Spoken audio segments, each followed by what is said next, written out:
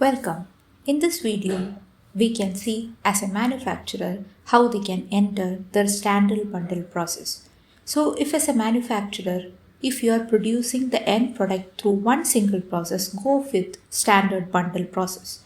If you have multiple processes involved in the production, please go with custom bundle process. So once selecting the standard bundle process, make sure to enter the end product details. Go to manufacturer profile, click on profile and enter your product, example gloves, product type and HSN code.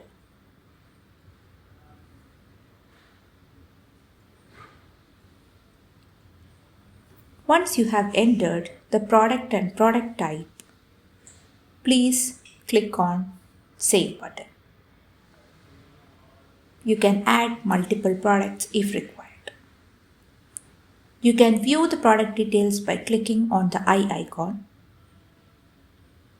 And using the edit icon, you can edit, delete, or add new product details.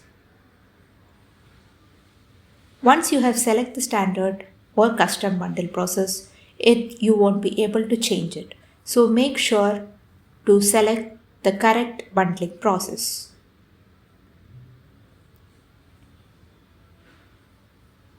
You can also add another product details whenever it is required.